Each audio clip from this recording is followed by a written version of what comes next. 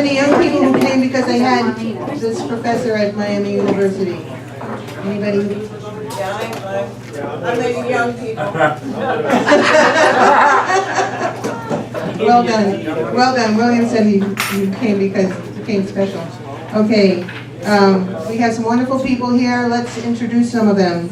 Bob Sturdivant. Go for it, Bob. All right. Oh, drop the phone. Okay. Cincinnati Educational Justice Coalition. Our regular meeting will take place at 6 p.m. on Thursday at the Cincinnati Fire Museum, 315 West Court Street. And we have a special announcement on the 30th, the 13th, and the 20th, Sunday. We're going to have a Facebook Twitter workshop, so everybody can be can have a Twitter presence. My national organization asked me to start a Twitter campaign. Well, I can't even spell Twitter. I don't know what it is. I don't have any idea. So, 2 W's. 2 W's. www. That'll be easy to remember. So that'll take place at the CFD office at 2050 Reading Road. And I thought, well, if you don't have a Facebook presence or you don't have any Twitter, you're probably not using your email very much.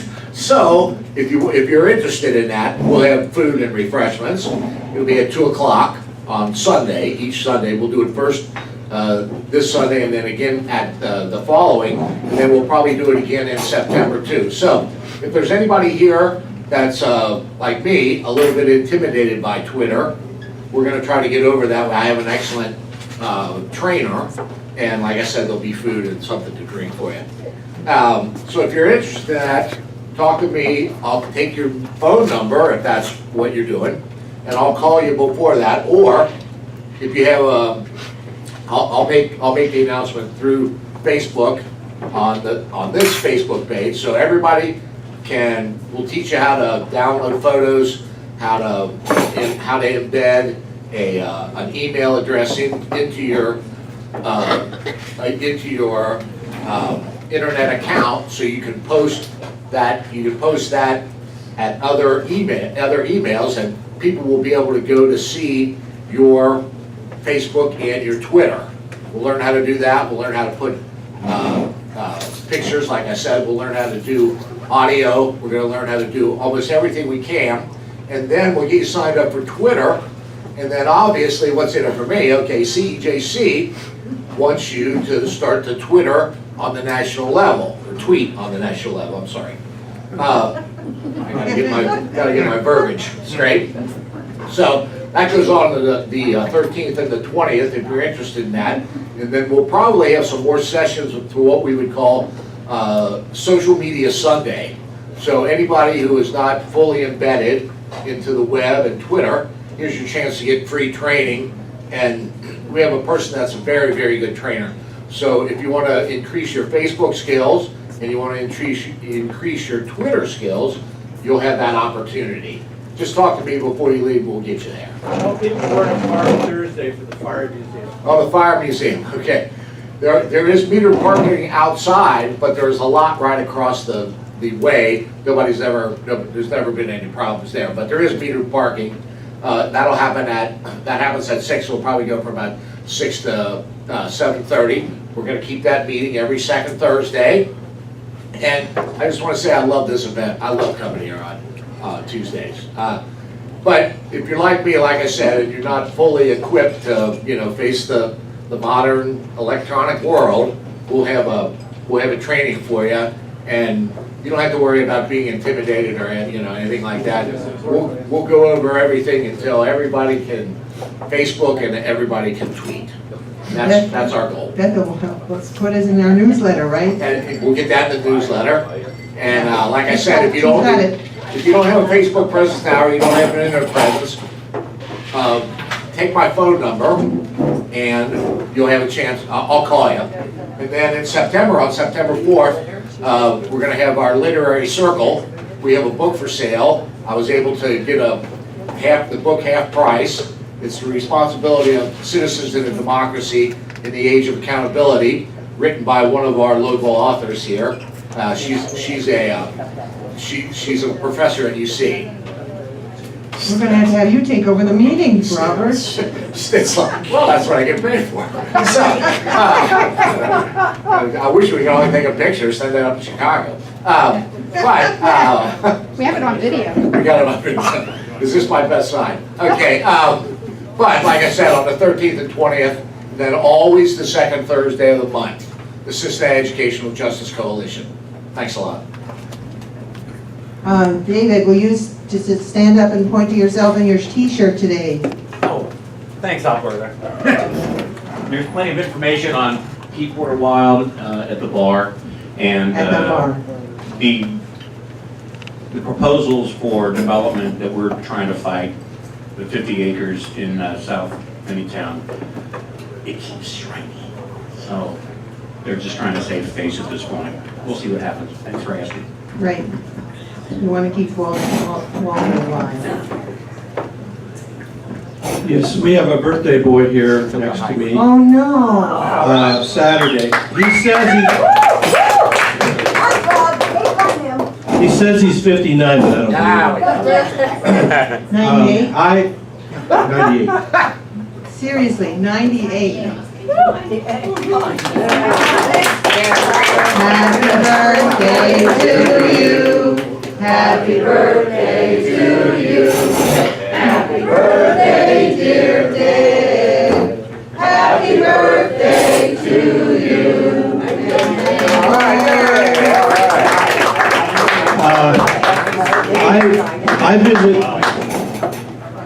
I visit guys on death row, and one of the guys who is innocent has been there for 20 years. His father just died, and of course he doesn't get to go to the funeral. But I brought a card. If any of you like to sign a card for Tyrone, it'd be kind of cool. You know, we could send him all these signatures. So I'm going to send this around. Thank you. Thank you, and congratulations, Dick. Wow. Next time, bring cake. Next year. We'll be happy. So what's your secret? What's the secret, Dick? He lies about his age. You have to be lucky. Lucky. Number one, luck. He has a good wife. DNA. Genes and luck. Genes. Susan, go for it. I just wanted to comment about the Tenzing Hunter. I picked it up last week, but there's no reference on it, and I would just like to say, well, it ought to have the reference. The other thing is there are some inaccuracies in it, and there's always another second story, or another side of the story. My husband was one of the attorneys that was appointed to the Hunter case, so just FYI. Thank you. Monica. Yeah, it's me, Monica. You can be next, John. It's okay. Hi, it's Monica. I'm the other half of this fantastic program, although I feel like an orphan. We have an August 21st program coming up at the Red Rose Pizzeria, 6 to 9 p.m. on August 21st. Our speaker will be Dean Gillespie from the Ohio Innocence Project, and cost is the same as here, $10 for a very fine pizza and spread that she lays out for us every week. We can every night she does this, but she does it for every single one of us every time. It's fantastic. Mary's a wonderful host. She deserves our business. Secondly, I am still selling those wonderful signs over there, welcome neighbor. And if you would like to purchase any, let me know. I'm ordering some in Nepalese next time around. Thank you. And you heard last week from William Messer, who got 12 roses left on his car because he had a sign like that from a neighbor putting in his yard, and the neighbor was very appreciative. John Raybatch. Hi. I belong to the FCNL, which, if you don't know what that is, that's the Friends Committee on National Legislation. They've been doing that for a long, long time. It's a Quaker organization located all over the country. I mean, one in Cincinnati. But just so you know, August is a big time for you to call your representatives. So today, like, we're meeting with Portman's office, and then a couple of weeks we're going to meet with Winstrup's office. Why? We're we're concentrating right now on Pentagon spending. So I won't spend much time on it, but go to fcnl.org and it'll tell you all about it, because Pentagon spending is completely out of control. And so that's what we'll be meeting on now, but there's obviously work on any project that has to do with peace and justice. Thank you. Anyone else? I want to make sure, yes. Oh, you have your name tag on now. I have my name tag. There you go. And your name is Laura. Dr. Laura Weaver. Okay. Coming to you. I am the, or I should say, a candidate for U.S. House of Representatives in Congressional District 1. Yoo-hoo, that's fine. Yes, running against Steve Shabbat. I want you to know that I went down to Atlanta, Georgia for a 3-day conference on my campaign organization. And on the way down, the news came over, NPR, that Virginia wiped 30,000 people off the voter registration rolls. Florida wiped 30,000 people off the registration rolls. And Georgia wiped did I say 30,000? 300,000. And for both of those states, and Georgia wiped 600,000 people off. For 1.2 million people have to check their voter registration. This is being done in Republican-controlled states, and under the excuse that they are updating rolls because people have died, people have moved, but basically if you haven't voted in the last 4 or 5 years, they are going to take your name off and not notify you. So you're going to find out when you go to the polls in order to vote. Thank you for the announcement, and keep coming back Thank and you. announcing yourself here. That's good. And I want people to know who you are. Did anyone leave a sweater in the restroom? The women's restroom. There you go. We've got an owner for the sweater. I want to introduce my brother, who's in the back with a video. If you miss any of our presentations, you can see it on my Facebook, Alberta Hemsley, or on the Greater Cincinnati Democrats Facebook, if you can find Facebook. We always have we're pretty good now about getting those things up in a timely manner, and we're going to be able to get this we'll get it on the newsletter too. When we get our whole, someday we're going to get organized. I don't know if you've ever made that promise to yourself, but we're at that stage. Hi, Alberta. I just want to say Oh, hello to Dr. everybody. Everhart. I'm Dr. Janet Everhart, running for the 2nd Congressional District. I hope to talk to all of you. If you and I have not had a conversation, please grab me before you leave. I really want to talk to everyone here. I'd like to hear your story. I'd like to hear your ideas. I'd like to hear what's on your mind. So please, and especially if you're new today, I think I see a few new faces. Please grab me before you leave. I'll be staying till about 2 o'clock. Thanks so much. Anybody else running for office? Elected officials? I have a couple of announcements. I am going to be doing a naturalization ceremony this coming Friday, the 11th. I'll also be doing another naturalization ceremony on the 25th, 2 weeks from Friday. If you're interested in participating with me, I'm glad to have it. I have my card with some information back there about the dates and times, but I would like you to go for the first time with me. So call me, email me, get in touch with me, and I will take you the first time to a naturalization ceremony. Okay. How many times are you planning on being naturalized? Every 2 weeks they naturalize 70 people, and I get between 64 and 70 people registered to vote, new citizens. And I think that's a great thing. I'll vote for you. I'm not running for office. The problem is that I got so many volunteers from this organization, they made me a director of the League of Women Voters. Can't win for trying. Let's see. Okay, we're fortunate to have Dr. Allan Winkler of the University of Miami University, and he is a university distinguished professor I've heard him speak. He's a really good speaker. You really lucked out coming today. He's going to give an informed presentation on 20th century reform, the present in perspective. He was voted the most favorite professor by Miami students for a reason, and he's well known for being an engaged speaker. I was reminded to ask for him a couple of months ago when I saw an editorial that he writes in the paper, the Inquirer. So look for his, he even has his picture in the Inquirer. You'll regret if you miss this wonderful opportunity. I'm glad you're here for this. There you go, Dr. Allan M. Winkler.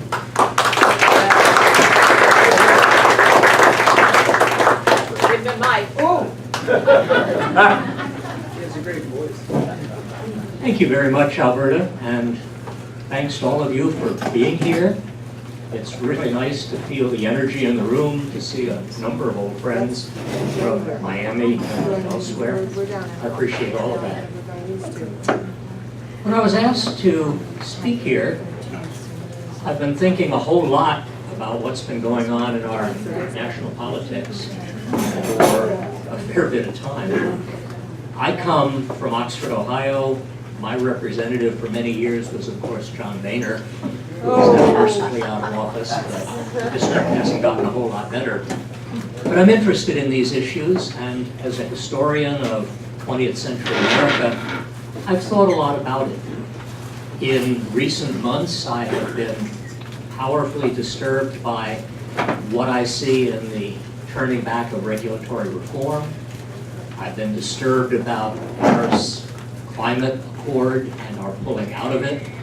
I'm astonished by the level of deceitfulness and outright lying that goes across at the national level.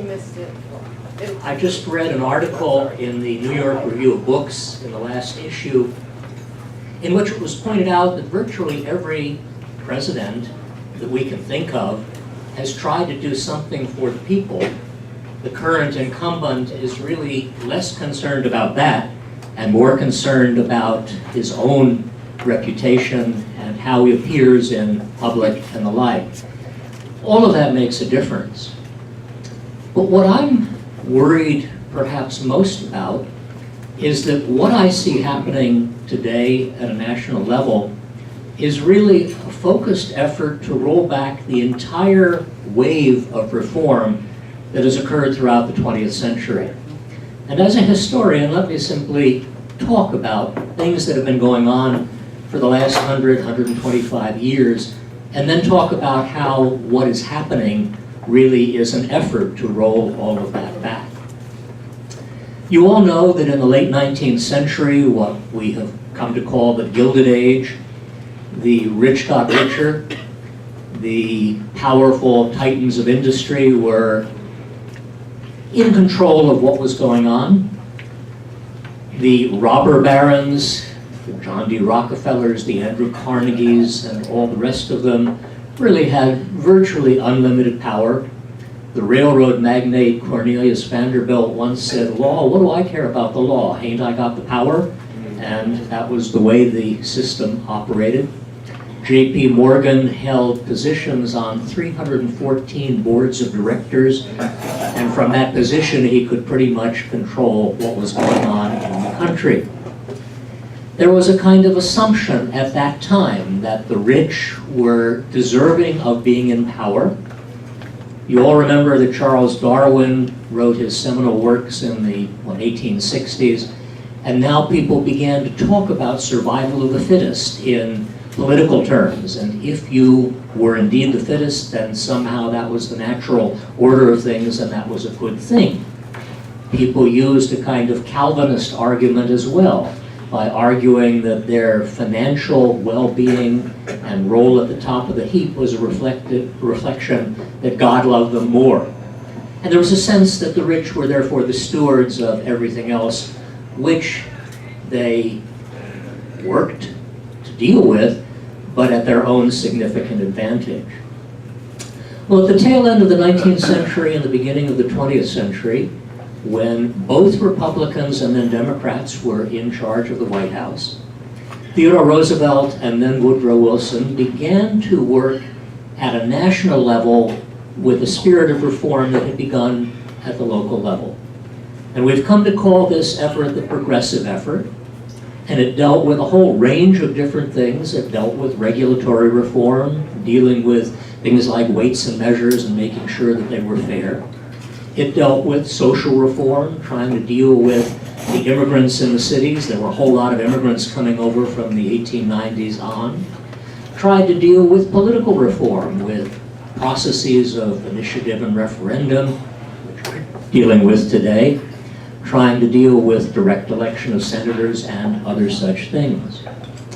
Theodore Roosevelt, a Republican who became president when William McKinley was assassinated, was the youngest person to ascend to the presidency at that time, viewed his office as a kind of bully pulpit.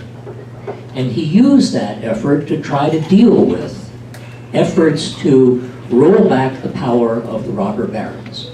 Roosevelt was not a flaming liberal, he was certainly not a radical, but he wanted to make the country better and he wanted to rein in the power of those who were so strong, and he wanted to create a kind of balance in the larger body politic. And for all intents and purposes, he was successful. He was riding on the heels of people like Robert La Follette, the great reformer in Wisconsin, who had pioneered what came to be called the Wisconsin idea of reform, and then moved from Wisconsin into the Senate. The bully pulpit gave him an opportunity to speak out in favor of what he wanted. He was also a masterful politician, and he used all of those efforts to deal with the larger body politic, and the progressive era at a national level moved forward. When Roosevelt left office after 2 terms, and then William Howard Taft of Ohio had his 4-year interlude, Woodrow Wilson then became president in 1912, a Democrat. And Wilson, too, rode on the heels of that progressive mentality. And he was interested in doing things like creating an income tax as part of banking reform. He was interested in establishing what came to be known as the Federal Trade Commission to make business and industry more able to function in the larger public interest. Wilson also used the power of his office by directly going to Congress to give a speech in favor of things he wanted. No president had done that. They sent written documents that were read in a kind of sterile way. And again, the progressive movement at that time flowered, and it was better for virtually all of the people in a whole range of different ways. Well, with World War I, there was a kind of fatigue. Waves of reform can't go on forever. People were interested in other things, and with the end of World War I, the Great War, in the 1920s, the Roaring Twenties, business began to flourish again. Reform was, for the most part, dead at that time. Things were going on in a high-powered way, all the way up until 1929, with the stock market crash and the onset of the Great Depression. And that changed the nature of everything. Franklin Roosevelt, who defeated Herbert Hoover in 1932, believed that something needed to be done. In his first day in office, he pushed through what was called the Banking Act, the Banking Holiday Act, to try to close the banks so that there were not runs on them that were devastating the entire banking system. Things happened so quickly that the law that was being proposed was not even printed. It had to be read from a handwritten copy and was pushed through. And over the course of the next 100 days, he pioneered with 10 major addresses to Congress. There were 10 bills that were put through, and 10 of those became law. These dealt with agriculture, the Agricultural Adjustment Act that tried to deal with the farmers who were having a hard time. There was the National Industrial Recovery Act to try and deal with industry. There were efforts to deal with giving people relief, the Federal Emergency Recovery Act, and a whole range of other things that followed. This was the greatest period of legislative activity in American history, regardless of what our president said after his own first 100 days. It was truly remarkable. The bills that are being passed these days deal with renaming post offices and things like that. What Roosevelt did and continued to do in 1935 with the establishment of Social Security and a range of other things was to create the sense that the role of government was to help those who couldn't help themselves. He articulated that even more directly than Roosevelt and Wilson had during the Progressive era, and it made a difference because it established a kind of basic assumption about government that persisted for the next 40 or 50 years. And that was important. That tax policy, that government policy with an eye toward regulation, that dealing with farmers, all of these had to be done in the larger public interest because there were a whole lot of people, not just unemployed people during the Depression, but people in general who couldn't help themselves. And that was what government should do. And that assumption persisted on and on. Even when Dwight Eisenhower became president after World War II, he basically accepted the outlines, the tenets of the New Deal, Franklin Roosevelt's New Deal. He wanted to cut back on taxes, he wanted to eliminate some regulations and the like, but for all intents and purposes, he didn't try to deal with Social Security, he didn't try to deal with regulatory reform, he accepted those, and the Republican Party did, and that was a good thing. That persisted into the 1960s when John Kennedy, the youngest man ever elected president, took over the White House. And there was rhetoric, the notion that we can move harder and faster, we must do things differently than had been done during the Eisenhower years. Kennedy talked about reform, but the bottom line is that he didn't do very much. He didn't really have a Congress behind him. He was more interested in foreign policy than he was in domestic affairs. But when he was assassinated, his vice president, Lyndon Johnson, took over. And if you remember Johnson's first speech to Congress, he said the greatest thing we can do to honor President Kennedy is to push through measures that he had talked about. Tax reform, civil rights reform, most importantly of all. And with his electoral victory in 1964, Johnson, who was, by all accounts, not a very nice man, he was a real boor. He had a foul mouth, his sexual proclivities were very much like John Kennedy's, but he was a masterful politician. He had run the Senate powerfully before he became president, and he continued in what came to be known, of course, as the Great Society, to push through what became the third great wave of reform in 20th century America. There was the National Defense Education Act, the bills to create the National Endowment for the Arts and the Humanities, a whole range of other things that dealt with urban reform and the like, and we can talk about how successfully they worked. The bottom line is that not enough money was advanced after this legislation to make things really work. And then, of course, Johnson got involved with the Vietnam War, which was not his war, but he made it his war, and that really fundamentally undermined the entire Great Society. But my point is that over the course of the 20th century, we have had these three different waves of reform, the Progressive era, the New Deal, and the Great Society, that established the basic notion that government has a role, and that this is important, and that we need to deal with these things. Well, we of course went through Richard Nixon, we went through Watergate and the like. In the aftermath of that, and after Jimmy Carter's really difficult presidency, Ronald Reagan was elected. What Reagan did, the irony is to me, Reagan looks pretty good these days, by comparison, but in any event. Well, let me just tell you a story about Reagan. I was teaching at Miami, which, as you know, is a fairly conservative institution. And at one point I was talking about Reagan and talking about how I was listening to his speech, and when it was over, I said, damn, that was good. And then I realized that even though Reagan was doing with television what FDR had done with the radio, I disagreed with everything he had said. And I made that point. I said he was a very skillful communicator. And some kid came up to me afterwards assuming that I was anti-Reagan, that I was just a subversive Democrat, and he was really angry. He knows what he did on that accord. In any event, Reagan, to my mind, made a major contribution that I find disturbing, in that he helped promote the assumption that people didn't need to pay taxes. We wanted to scale down taxation. The notion that you didn't have to pay for government was important.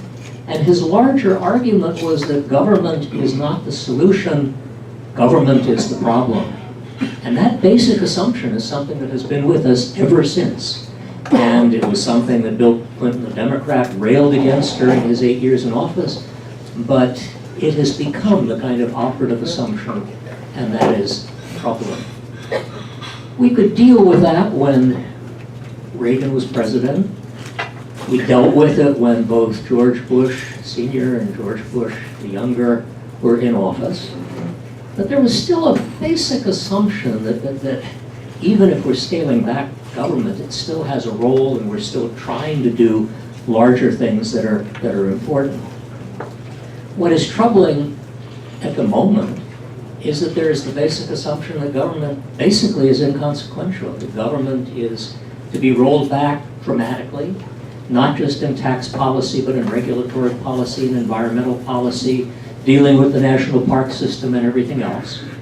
And there seems to be no sense of that larger interest in the government, in the world as a whole. I'm troubled by all of that.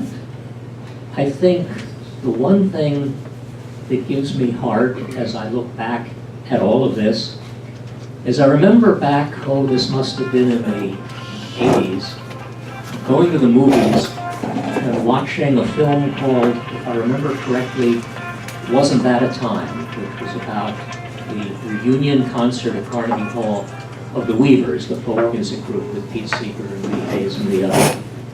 And Reagan was president at whatever time this was, and Lee Hayes was talking about that, one of the Weavers, and by that time he was diabetic and in a wheelchair.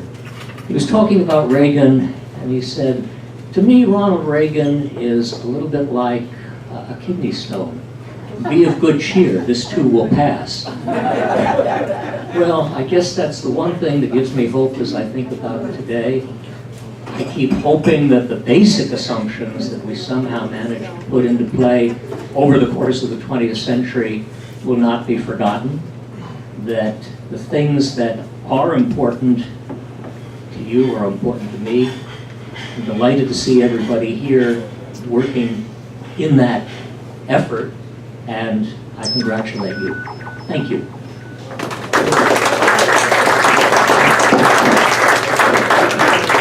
I'm happy to open it up to comments, questions, whatever. Yeah.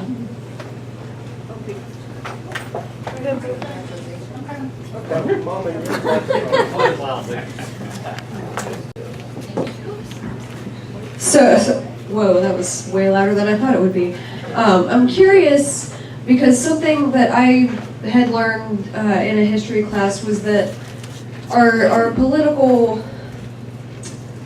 I guess the overall, the feeling, the sentiment, it's like a pendulum. So we'll go from one extreme to the other, which in my mind, it kind of leaves me with this feeling of hopelessness, like things are gonna get good again, but then they're gonna get bad again. So, and then when you were talking, it was kind of like, yeah, we had, not FDR, Teddy Roosevelt, so did he ever get elected as part of the Bull Moose Party, or was the, okay. What was I trying to ask here? Do you see this as kind of a pendulum that like things, we're going to swing in this direction. We're kind of down here right now, but we're going to get back over here. Or do you see it as kind of more of a continuum, or how do you see our political cycle in terms of conservative, liberal? No, good question. I would say there's nothing magical or necessary about what's going on. Arthur Schlesinger Jr., the great American historian, once talked about the cycles of American history and how things did come back in different ways. And one can look at the New Deal and find its echoes in the Progressive Era, and things that were done that were then picked up upon, as was the case in the Great Society. But there's no magical or definite sense of a pendulum that means if we are often the radical area at one point or the liberal area, it's necessarily going to go back all the other way.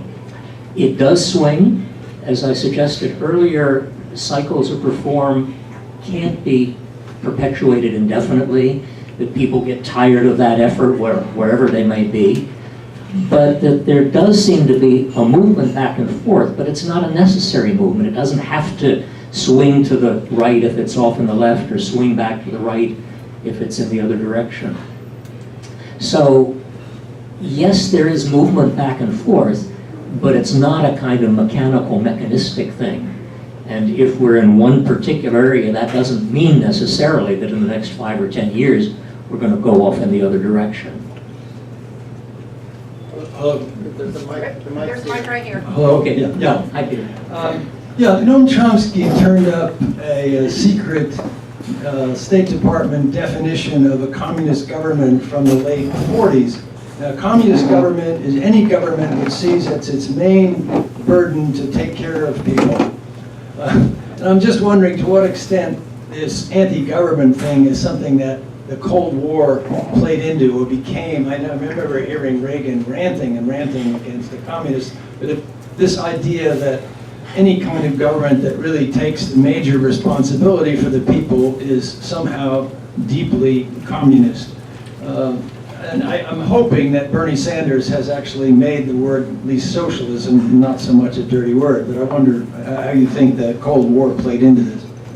Well, I think the Cold War was absolutely important in creating that vilification, which was not new. I mean, if you look back at American history, from the 1848 revolutions in Europe, there was antipathy to that kind of radical upheaval in the United States. And when the First International was established in the 1870s, there was equally a kind of fear of communism, socialism, that persisted through the Red Scare of the 1920s and just became full-blown during that McCarthy era. I think that has been one of the most difficult things in American society, trying to understand how an effort to do things for other people somehow becomes branded as being unacceptable, subversive, as it was during the Cold War. This is ironic as I think back on it, but Indians who had a kind of communal lifestyle were often branded as subversive during the 1950s, during the heyday of the McCarthy period. All I can say is, my last book was a biography of Pete Seeger, the great folk singer, banjo player.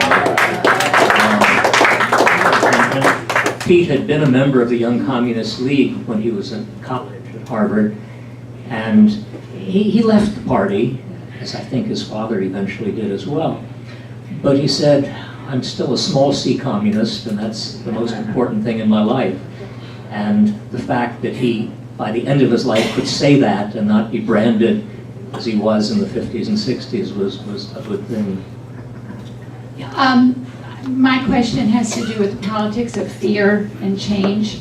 And one of the things I think that has created the environment that we're living in is a fear of the power women have attained in my lifetime, and a fear of feminism, and there is a big effort to put women back in their place.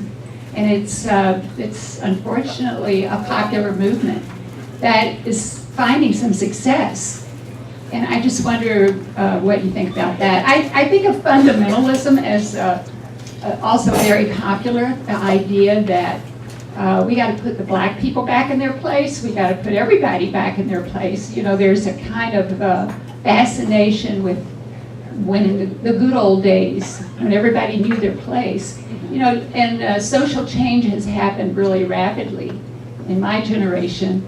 And I think people are really having a hard time accepting that. You know, there's a big kind of tribalism that's brewing all over the world. I think it started with, the civil rights movement and with feminism. I couldn't agree more. We have always been concerned about the outsiders, new arrivals, immigrants. First it was the Irish and the Germans, and as they began to acculturate, then it became the Russian Jews and the Italians and the others who came on and were at the mudsills of society.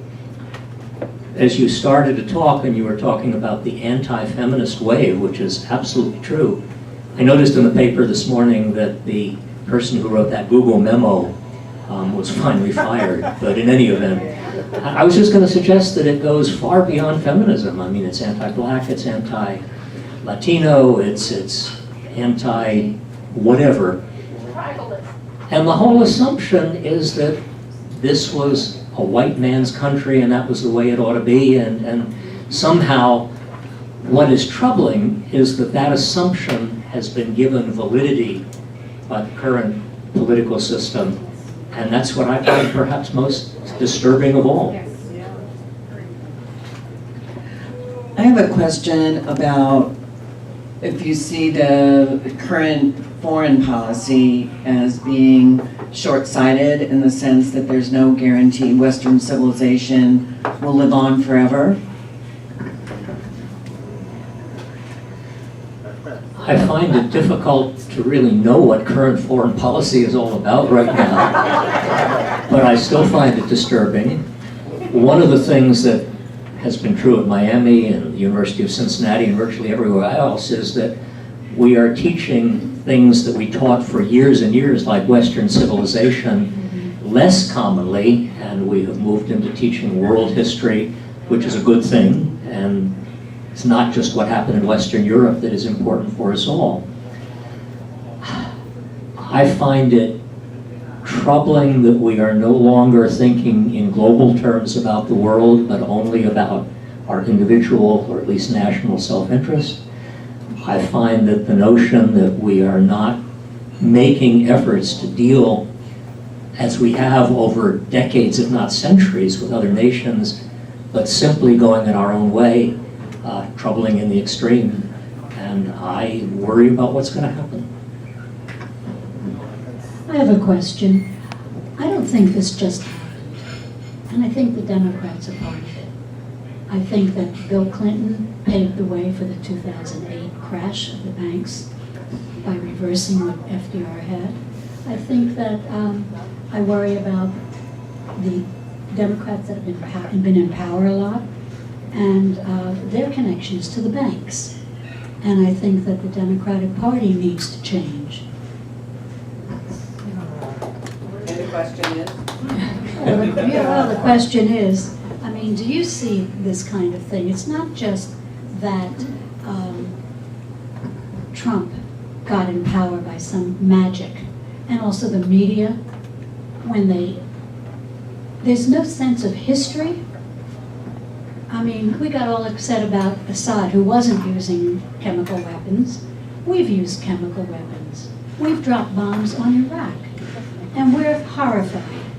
And our media cheers on. And that's not just Breitbart or Fox. And so I mean, it's very hard to see. We're against Trump. Well, there's other things that brought him into power that need to be dealt with. So just please. I have a number of reflections about that. I do agree with you that things, as we look back, that the Democratic Party did during this election system could have been much, much better done. But for years, I'm talking about not dealing with real issues. They could have seen that the Democratic Party was losing in all the states, and they didn't concentrate on that. They only wanted the presidency, and they went along with a lot of it. So I'm saying that they are to blame also. Oh, I think that's true. And we were talking at lunch just before all of this began about the Koch brothers and their concerted effort to gain control over state after state apparatus and so forth. And that has certainly had powerful impact. And the Democrats sort of let that happen without really paying much attention to it. all of that is true, and all of that has to change. I mean, and what happens at local and state levels is every bit as important as what happens at the national level. I would probably quibble with you on one account.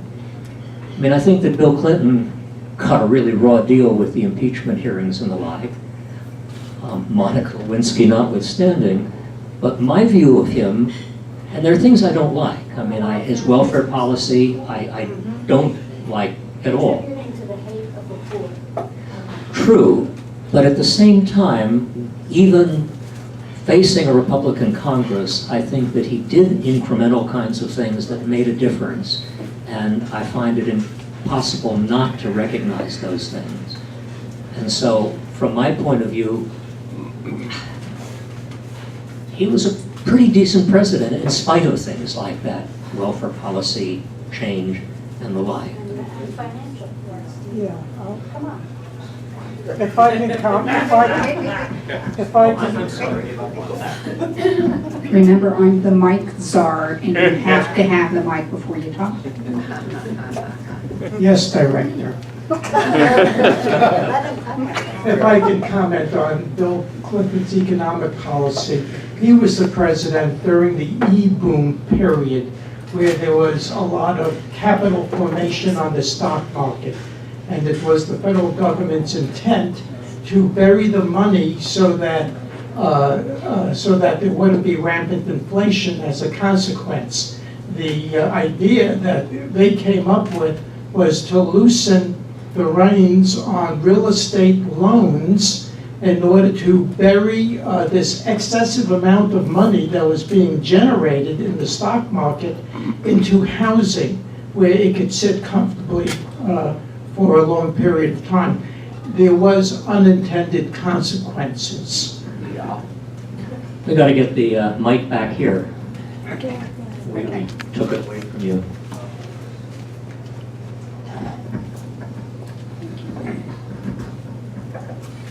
There's a number of issues which I want to address, but one of them was the Black Lives Matter as being a watershed moment. And I would want to see more of a democratic position come forward to support the efforts that they're making. I think it's an opportunity, and if we let it go, I think we're gonna be in trouble. I couldn't agree with you more about that. I think that's absolutely true. And I wish that we would recognize that and not be afraid of it and simply let that happen. And one quick but very broad question is, do you think this present state of our society is, well, the issue I think is more of a moral issue and a political issue, not one or the other, but it's both. And I think there's a moral consequence within the political spectrum that we're talking about. Oh, I think there is, and I think what is happening at the national level and other levels right now is not only amoral but immoral. What the Democratic Party does to try to counter that, I think, is all important. And I simply hope it has the ability to hold fast to the effort to counter that in whatever way is possible and to move ahead that way. Thank you.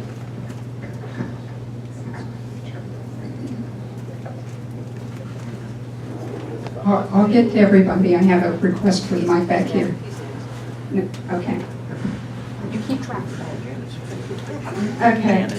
Are you aware of this Sinclair Media that's buying up all these television stations?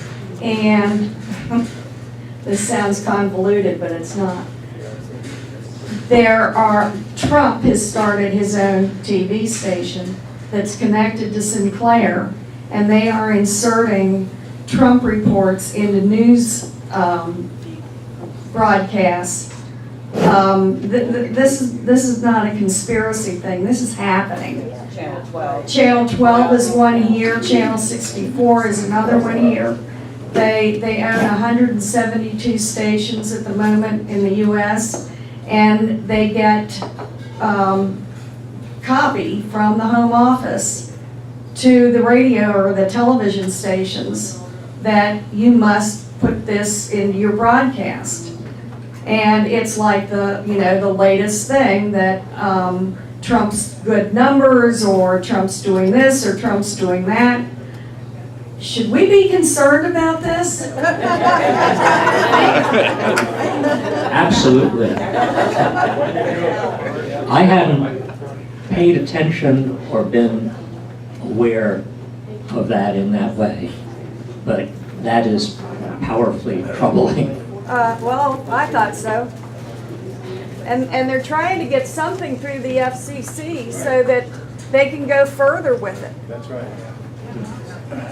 So what do we do? Buy him back. Keep fighting. I have a question. One of the questions that I used to do when I taught was one of the questions that I was curious about sharing with students was why. And I think about your 3 periods of American reform and so on. And I wonder if in fact you care to comment on the relationship between the growing financial distress of this country since the mid-70s with balance of payments, with the debt, and the perhaps growing reactionary response to the liberal reform that existed. Do you think it exists, number one?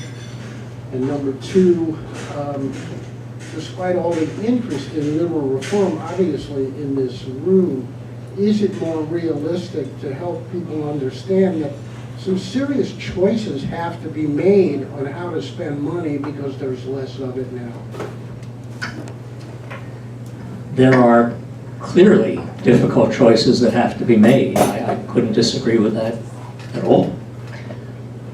As I look back, there was a kind of wave of opposition that kind of crystallized around the Vietnam War period. There was the antipathy to the war, and then there was a kind of response on the part of conservative America, angered at people with longer hair, angered at hippies, angered at people who smoked marijuana and the like. And we've been dealing with the effects of that for a long, long time. That doesn't mean that this kind of thing is going to be there forever. It doesn't mean that we can't move in positive directions, but I think we need to. Yes, I wanted to ask you, how do you see the next progressive era unfolding? What's going to happen? What do you predict?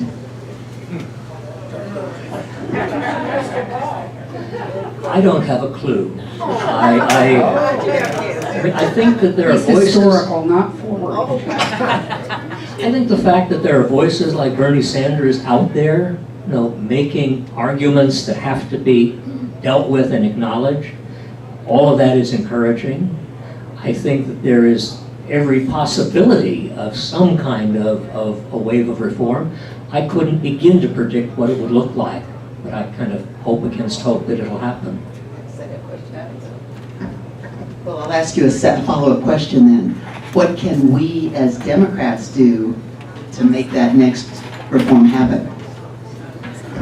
Things that I've heard this afternoon. I mean, there are issues that have to be decided. There are priorities that have to be established. There have to be ways of dealing with situations better than we did collectively in the last election. But we have to look at the larger picture of what's going on and what has been going on in the last decades and figure out how to make the argument that we can do better. And I think all of those things are important. Dr. Winkler, historically, has anything happened, such as just happened with this last presidential election, and did that 30% of people die off so that we didn't have to deal with them again? I'm less worried about the 30% because they're going to be there whatever happens. It's the other people who supported that 30% base that I'm worried about. And my hope is that these are people who, at least initially, were not feeling angry at Trump, even though he was not accommodating their interests. Over time, they will begin to be disillusioned by what they see, and that will make the difference. Oh, I just like to add that I've always felt that you have to follow the money.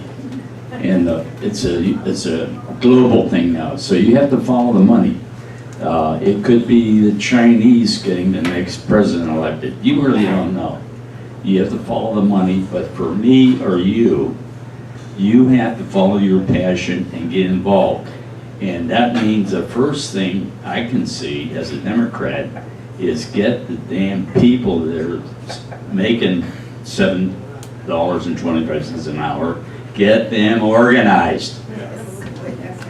Agreed. Two more questions. Yes. Dr. Winkler, thank you. I can see why you're a popular professor at my other university. As a physician, I couldn't help but think while you were talking about your historical approach. In medicine, 85% of diagnosis is history. If you know the history, before you touch the patient, before you take a lab test, if you know the history, you can make a diagnosis. Beautiful. Thank you. I used to love reading Oliver Sacks for just that reason. Yeah.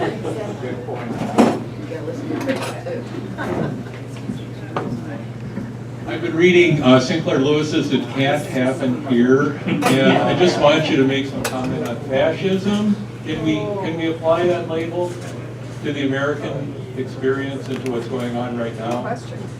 Or what's your wisdom on that? I'm not comfortable taking a term that has a particular historical dimension, dealing with Europe, the Nazis, Italian fascists and the like, and applying it here. I think what I see happening is troubling in the extreme. I mean, I've read Sinclair Lewis. Roth had a book about recently if Lindbergh had been elected during the 1930s. I love reading these counterfactual historical accounts about what might have been.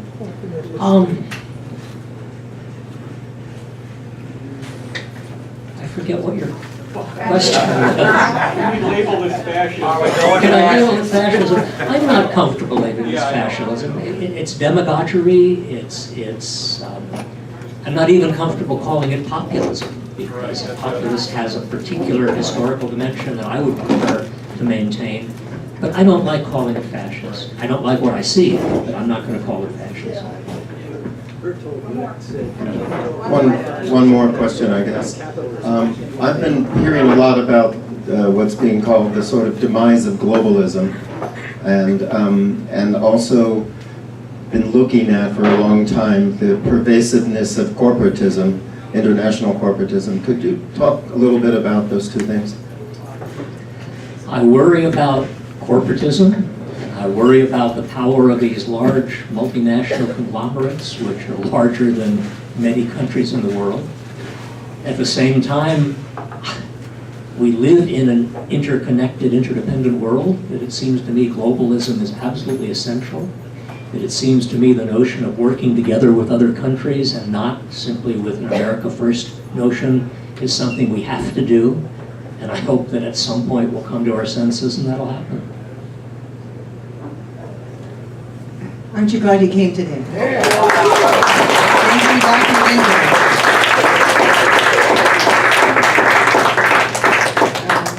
Great speech. I'm going to go home thinking about kidney stones. Thank you for a great talk, and thank you for your wonderful questions. You are one fabulous group, I have to tell you. You guys are really fun. I want you to know that we have some really good things coming up. On the 15th, next week, we have homelessness in Cincinnati with Mark Mussman. On the 22nd, we have the Amos Project. On the 29th, we have Moms Demand Action. And we have petitions. You know, one way to start is to start small. Let's get redistricting done. That's one thing we can do here in Ohio to make things better for us. They started by redoing the state legislatures. We can do that for the next set of speakers. We can do that. Question? No. Anybody who has a blue ticket who didn't turn it in, we're trying to do a statistical analysis, okay? So if you can just drop it on the table back here before you leave, we would really appreciate it. Remember, there's a petition back here you can sign if you haven't signed one yet. And there's always leftover food to take home. Take home your food. And we do have petitions if you want to get those petitions, and I'll do a training today if anybody wants that. We will not take off for the summer. We have speakers through December. We have some wonderful things coming up. You are a wonderful group. Come on back. We're really glad you're here. Wait a second. William has something to say. Yeah, in terms of the petition, I would just like to say that our birthday boy just turned in 2 sets of petitions with 48 names on them. So if he can do it, you can do it. Way to go.